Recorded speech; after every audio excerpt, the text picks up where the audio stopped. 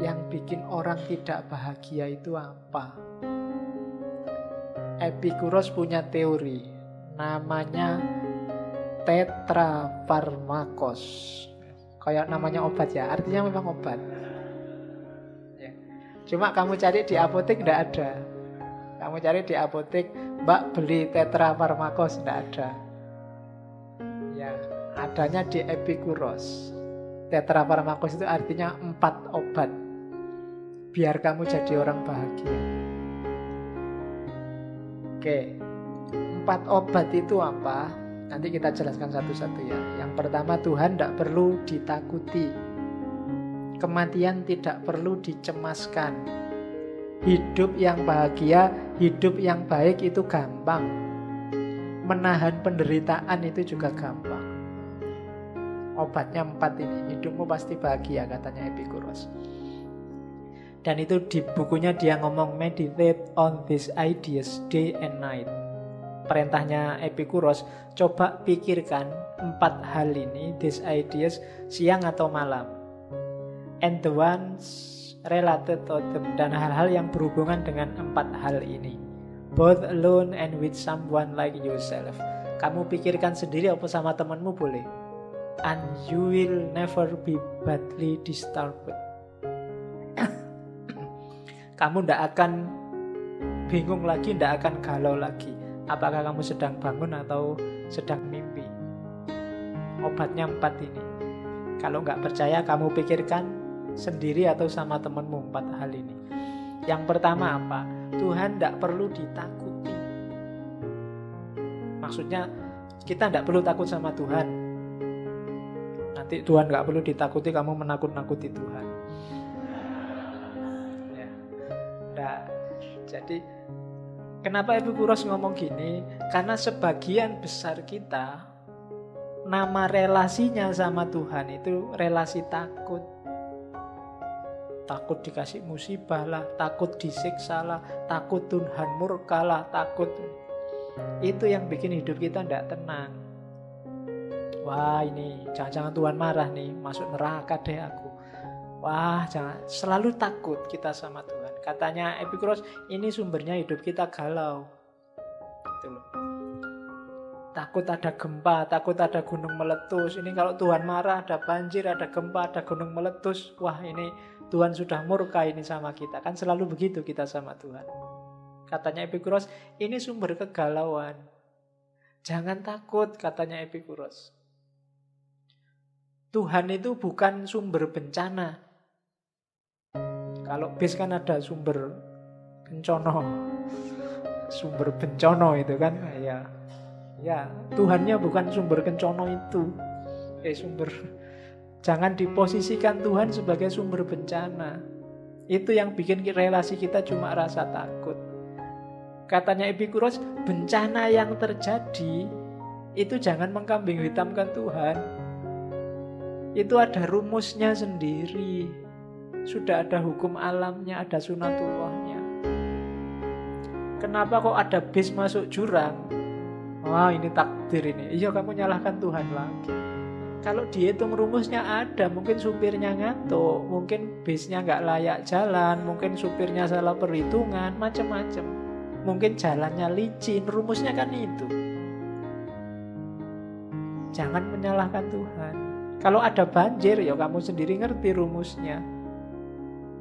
Kalau kamu nutup got-got, kalau gaya hidupmu nggak bersih, kalau rumahmu ada di pinggir sungai, ya airnya datang. Air itu dari tempat yang lebih tinggi ke tempat yang lebih rendah, kan rumusnya itu. Dan Allah nggak akan mengkhianati itu kalau itu sunatullahnya. Masa rumahmu di bawah terus airnya datang, wah ini nggak boleh ini kesayangannya Allah terus airnya muter gini kan nggak. Jadi segalanya sudah ada rumusnya.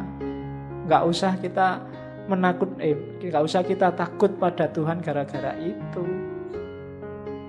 Jadi seandainya kita percaya Tuhan, relasinya jangan relasi takut. Itu bikin hidup kita tidak tenang. Kadang-kadang kita sudah sholat bener, sudah ibadah bener aja masih ketakutan. diterima nggak ya? Waduh, sholatku 50% nggak khusyuk, ini gimana? Takut terus. Itu Tuhan juga bingung, mau menghibur kamu tenang aja ya nggak bisa. Biar ya caranya, mungkin gitu Tuhan. Kamu ketakutan sendiri sih tanpa alasan. Iya. Nah, tenanglah hidupmu. Bukan Tuhan biang keladinya macam-macam bencana. Hidup sudah ada rumusnya sendiri. Kalau kamu kurang ajar ya nggak disukai orang. Itu kan rumus namanya. Kalau kamu asal ya nanti mesti celaka. Itu rumus sudah.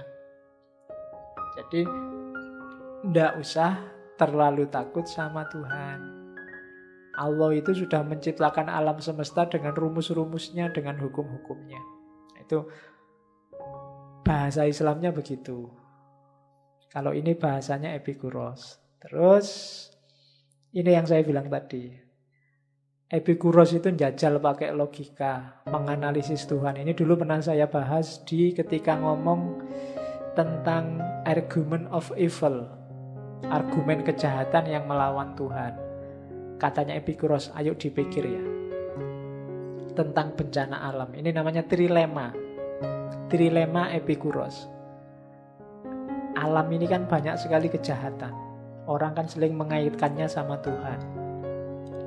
Tentang kejahatan, apakah kejahatan manusia atau kejahatan alam, itu kira-kira kehendaknya Tuhan atau bukan, kekuasaannya Tuhan atau bukan. Epikuros tanyanya gini, trilema itu kelanjutannya dilema. Kalau dilema kan ada 2 pilihan, kamu harus milih salah satu. Kalau trilema itu 3 persoalannya. Kalau 5 berarti pancalema. Ya nanti Pancasila kalau nggak jelas maunya kemana jadi pancalema. Oke, katanya Epikuros, kira-kira kejahatan itu Tuhan mau tapi tidak mampu melenyapkannya. Kalau kayak gini, berarti Tuhan itu tidak usah ngaku dia maha kuasa. Wong Tuhan kok tidak mampu. Terus pertanyaan kedua, kalau memang Tuhan mampu, kira-kira Tuhan mampu, tapi dia nggak mau, ayo gimana? Oh ya berarti nggak usah ngaku Tuhan juga. Tuhan katanya maha penyayang. Masa nggak mau menyingkirkan kejahatan? Problem kedua. Problem ketiga, ya Tuhan itu mampu juga mau, maha kuasa, maha penyayang. Loh buktinya masih ada kejahatan. Loh, Tuhan itu berarti kalau begitu ya tidak mampu, ya tidak mau. Ya kalau gitu nggak usah disebut Tuhan. Ini namanya trilema. Jadi adanya bencana itu secara logis membantah eksistensi Tuhan. Saya tidak akan jelaskan ini panjang, dulu sudah tak jelaskan di Theodicy, Problem of Evil. Kalian tinggal mau refer lagi ke rekamannya ini. Cuma saya sisipkan sebentar waktu ngomong kebahagiaannya Epikuros.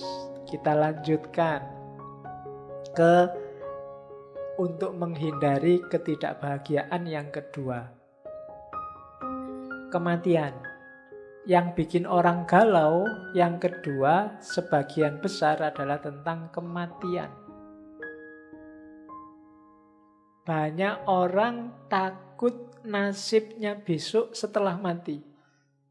Sehingga hidupnya tidak tenang.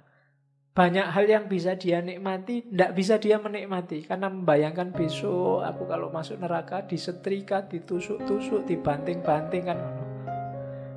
Gambaran kita tentang neraka kan begitu. Dulu waktu kecil saya membaca komik neraka itu, wah ngerinya luar biasa itu. Karena ada itu kan komik itu, neraka itu penuh dengan peralatan tukang di sana.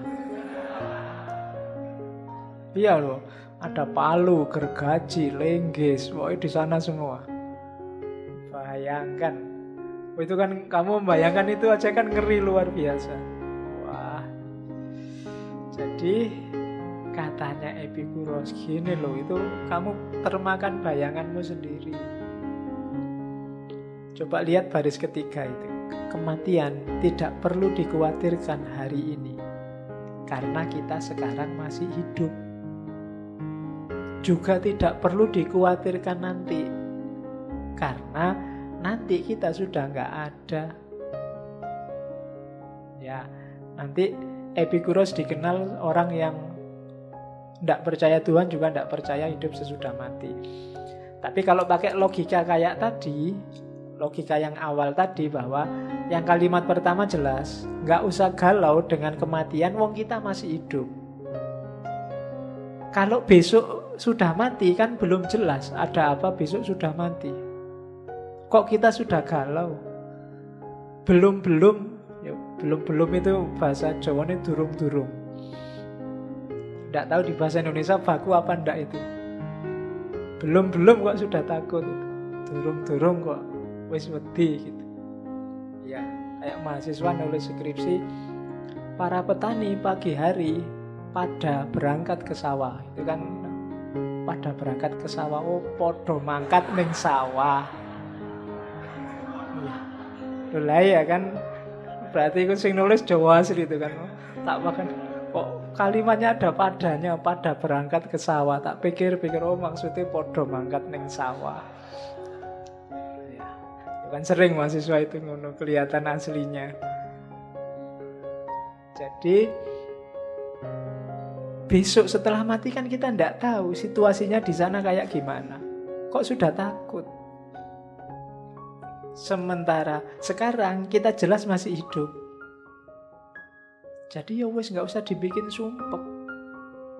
Kalau kita hidup baik sekarang, ya besok insya Allah ya baik lah. Jadi nggak usah galau dengan kematian. Itu kan kayak semboyannya Gontor itu loh. Gontor kan punya semboyan, berani hidup apa? Yang Gontor kan banyak. Jangan takut mati. Oke, kalau takut hidup, mati saja. Jadi jangan takut hidup, juga jangan takut mati. Biasanya orang yang sudah putus asa itu tidak berani hidup. Sementara orang yang sukses biasanya tidak berani mati. Sumber galau kita di situ. Kita uripe ki wedi terus. Tidak ada yang bikin kita santai. Takut terus, sama Tuhan takut, sama hidupnya sendiri juga takut, sama masa depan yang tidak jelas kita juga takut. Besok jadi apa ya kita? Ya besok ya dilihat besok. Kamu galau untuk besok kok mikirnya sekarang. Nah itu kesalahan kita di situ, katanya Epikuros. Kematian gak perlu dikhawatirkan sekarang karena kita masih hidup. Dan juga gak perlu khawatir nanti, karena nanti itu kita sudah gak ada, kita sudah mati. Jadi kematian tidak perlu dicemaskan. Singkirkan kecemasan itu. Mati itu kan berakhirnya pengalaman indrawi, katanya Epikuros. Kita takut sakit, kita takut, itu kan indrawi. Begitu kita mati, jasad indrawi kita sudah selesai, sudah mengurai, sudah dikubur, sudah selesai. Seandainya ada rohani, ya nanti roh itu kan yang masih ada. Epikuros ini kalau dalam filsafat pewaris atomisme Demokritos. Dia percaya bahwa hidup ini modelnya adalah atom. Isinya cuma dua, atom sama kekosongan. Jadi nanti susunan-susunan atom inilah yang bikin alam semesta ini macam-macam. Susunan atom tertentu melahirkan kayu, atom tertentu melahirkan batu, struktur atom tertentu melahirkan manusia, dan seterusnya. Atom-atom ini sifatnya abadi kalau di atomisme, dan itu diwarisi oleh Epikuros dari Demokritos, filosof Yunani awal, filosof alam. Kalau kalian susah menggambarkan atom, bayangkan mainannya anak kecil-kecil, Lego. Lego itu kayak atom macam-macam itu, Legonya sama, cuma kombinasi-kombinasi Lego itu bisa melahirkan barang macam-macam. Bisa jadi robot, bisa jadi kapal, bisa. Itu karena cara nyusun Lego. Itu kombinasi antara Lego dengan ruang kosong. Alam semesta juga begitu. Bahannya namanya atom, nanti konstruksi macam-macamnya melahirkan isinya alam semesta ini. Itu atomismenya. Sengaja nggak saya angkat di sini kapan-kapan kalau kita ngomong metafisika yang masuk ke atomisme. Jadi yang kedua, untuk bahagia nggak usah takut mati. Yang pertama, nggak usah takut Tuhan. Yang ketiga, nggak perlu terlalu dalam mikir mencari bahagia. Untuk bahagia itu mudah. Cara untuk bahagia apa?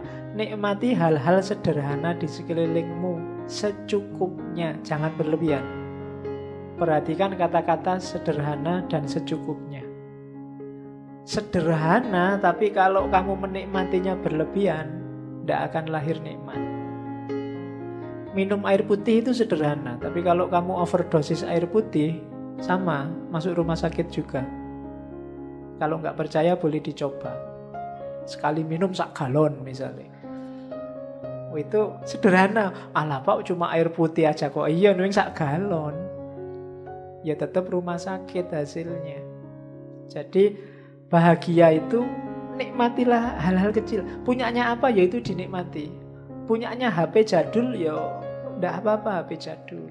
Punyanya HP zaman dulu bisanya cuma buat SMS, ya wis SMS-an aja enggak apa-apa. Enggak masalah.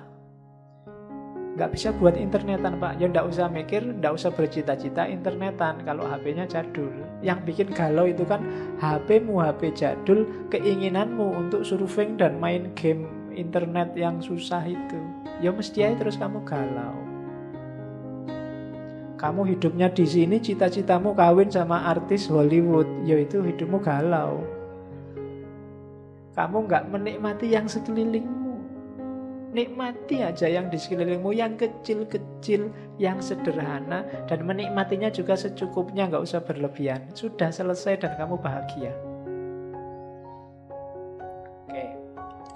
Terus, dan nggak usah takut. Pak, gimana kalau hal-hal kecilnya kita ndak punya? Ndak, pasti punya. Dan katanya Epikuros, hal yang menyenangkan sederhana itu biasanya lebih mudah kita peroleh. Nafas, paling enggak kan, ambekan itu kan gratis. Bisa kamu ambil kapanpun.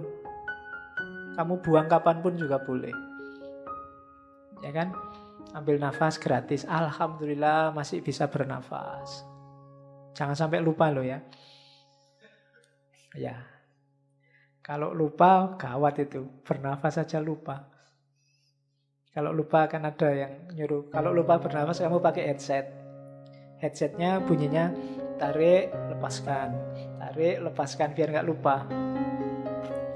Jangan sampai lupa bernafas. Itu kan gratis. Teman. Loh, temanmu ini sebanyak ini kan teman semua. Nikmatilah. Punya kenalan di kelas, nikmati itu maksudnya bukan kok. Ya, jadi pikiranmu mesti merono kalau bahasanya. Jadi, banyak hal gratis sekelilingmu. Ngaji aja kamu dapat minum gratis, nikmati. Jadi yang sederhana dan enak itu mudah sekali kamu capek. Bahasanya Epikuros, alam ini menyediakannya bahkan berlebih untuk dirimu. Cuma kamu aja sering rewel, cerewet, minta yang lebih, menginginkan yang di luar jangkauanmu. Ya mesti wae hidupmu terus sumpek. Jadi rumusnya orang bahagia itu simple. Nikmati yang sederhana dan gratis dan secukupnya di sekelilingmu. Sudah kamu bahagia. Makanya ada kata mutiara dari Epikuros, let us thank the wise nature, for she had made the right thing easy and unnecessary thing heavier. Mari kita berterima kasih pada alam yang bijaksana.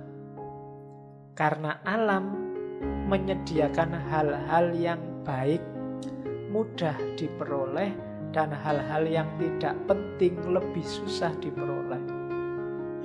Tadi kan ada yang natural tapi natural penting, ada natural tidak penting, ada tidak penting. Kalau kamu jeli, yang tidak penting itu kan lebih susah diperoleh. Yang tidak alami juga lebih susah diperoleh. Yang natural lebih mudah diperoleh. Itu wise-nya nature katanya. Ya kalau kita hari ini, itulah kebijaksanaannya Allah. Kebijaksanaannya alam. Kalau hidupmu mulai susah, kamu mulai bingung meraih sesuatu kok susah, berarti ada yang kamu sedang mengejar yang tidak natural. Kalau kamu mengejarnya yang natural-natural, biasanya lebih mudah. Dan itu sudah rumusnya alam. Maka terima kasihlah pada alam. Yang baik itu mudah diperoleh, dan yang tidak penting itu lebih susah diperoleh. Kalau sebaliknya mungkin kita akan pusing. Jadi ini antitesisnya lagunya Oma Irama itu ya. Kalau Oma Irama kan yang enak-enak susah diperoleh, yang ya kan, mengapa yang enak-enak sih ya susah diperoleh. Itu nyanyiannya setan begitu. Nah, kalau nyanyiannya alam, justru yang enak itu mudah diperoleh, yang simple itu mudah diperoleh. Jadi itu Epikuros. Oke, yang bikin sumpek kan ini, kita tidak pernah merasa cukup kayak tadi. Nothing is enough for the man to whom enough is too little. Tidak ada yang cukup. Memang bagi orang yang cukup itu baginya terlalu sedikit. Ya kurang terus berarti. Dan orang kayak gini tidak akan bahagia. Maka punyalah batas yang namanya cukup. Pas.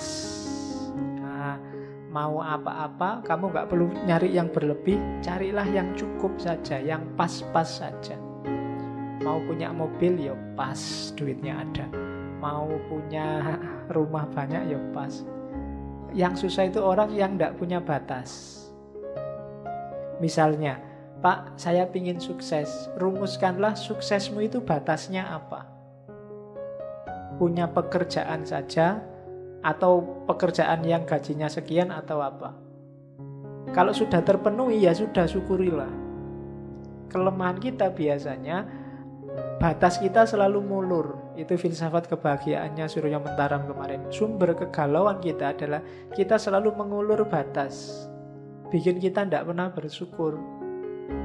Pak, saya cuma pengen punya kerjaan aja sudah bersyukur. Begitu dapat kerjaan, gajinya harusnya nggak sekian, Pak. Saya pengennya gajinya lebih tinggi. Begitu gajinya agak naik, ya saya pengennya ya karirnya jangan serendah inilah, Pak. Naik-naik dikit lah jadi pimpinan cabang atau apa. Nggak ada batasnya. Ketika kamu nggak kenal batas, nggak akan kamu ketemu kebahagiaan. Rumusnya untuk bahagia, ketahuilah batas. Karena nothing is enough for the man to whom enough is too little. Jadi kenali batasmu.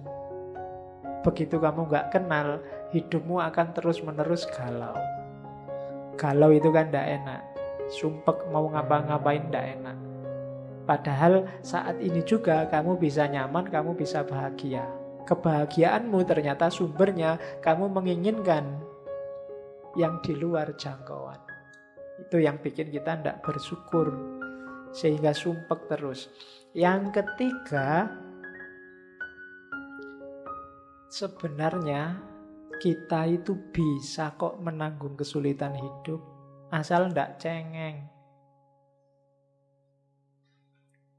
Kita biasanya terlalu melankolis, terlalu cengeng menghadapi musibah, sehingga rasanya berat. Katanya Epikuros, begitu kita dapat musibah, rumus pertama biar musibah itu terasa ringan, apa? Terimalah apapun yang terjadi, yang diberikan oleh alam semesta pada kita. Apapun yang menimpa kita, terimalah, maka tidak ada yang berat. Dikasih sakit, diterima saja, dicari obatnya sesuai kapasitasnya, maka tidak berat. Yang berat itu Kalau kita memberontak, melawan, itu yang sumbernya penderitaan jadi berat kan itu. Waduh, nilaiku kok jatuh ya, terus kamu memberontak, ndak terima, masa nilaiku jatuh gini, harusnya aku ning kelas paling pinter. Dan kamu galau di situ. Padahal ya sudahlah, diterima, besok belajar lebih keras lagi. Simple, selesai penderitaan. Tapi kalau kamu panggul terus, kamu berontak terus, jadinya berat. Terimalah dulu, akuilah. Ada orang yang tidak ngakui kan kalau hidupnya berat, tidak ngakui kalau dirinya sedang sakit. Mohon maaf ya, saya ngantuk, tak tidur dulu. Diterima aja, nggak usah bertahan mati-matian melek. Kalau ngantuk ya ngantuk aja, biasa aja. Terimalah yang diberikan oleh alam. Yang pertama itu. Yang kedua, ingatlah yang warna kuning itu. Segala yang terjadi tidak harus sesuai dengan kehendak kita, keinginan kita. Demikian juga tidak harus tidak sesuai. Alam semesta punya rumus sendiri yang bikin kita merasa tidak kuat nanggung kesulitan hidup karena kita bikin rumus sendiri. Kalau sekeliling kita cocok sama keinginan kita, ya sudah. Kalau tidak cocok, ya sudah. Lebih nyaman untuk hidup. Yang bikin berat itu tadi, kamu berontak. Yang ketiga, kita selalu ingin ngontrol segala yang ada di sekeliling kita. Seolah-olah kita sutradaranya. Itu yang bikin kita galau, bikin kita merasa menderita. Seolah-olah yang di luar kita harus kita yang nyetir. Kita ingin ngatur terus. Harus begini, harus begitu, harus begini, harus begitu. Seandainya kita ngatur 10, mungkin ada 3 yang gagal. Dan kita galau gara-gara 3 ini. Itu sering. Jadi rumus yang keempat, tidak sulit sebenarnya menanggung kesulitan itu. Yang bikin sulit kita sendiri. Ya kayak tadi bahasaku, kita sering cengeng. Cengeng itu tidak terima, memberontak, menganggap bahwa segalanya harus sesuai keinginan kita. Itu sumbernya sakit. Oh, siapa kita? Pokoknya harus begini, pokoknya harus begitu. Nah, itu namanya tidak paham rumusnya hidup, katanya Epicurus. Hidup itu ya tidak selalu sesuai dengan keinginan kita, juga tidak selalu tidak sesuai. Kadang sesuai, kadang nggak sesuai. Itulah hidup. Jadi rumusnya itu, besok Ahok jadi gubernur apa enggak, ya kamu enggak usah galau. Kalau gagal ya enggak apa-apa, jadi juga enggak apa-apa. Wong memang kita manusia, kita bukan sutradara untuk hidup kita sendiri. Jadi rumus yang keempat, enggak sulit kok untuk menanggung kesulitan hidup. Karena ada orang yang merasa, wah enggak kuat ini sudah di luar batas. Enggak, masih di dalam batasmu, jangan khawatir. Asal kamu enggak cengeng aja. Jadi jangan takut sama Tuhan. Jadi Tuhan jangan terlalu ditakuti. Dia maha penyayang kok, jangan khawatir. Yang kedua, jangan takut sama sakit, sama kematian. Yang ketiga, hidup itu simpel kalau pengen bahagia. Yang keempat, untuk menanggung kesulitan juga pasti kamu kuat. Kecuali kamu cengeng.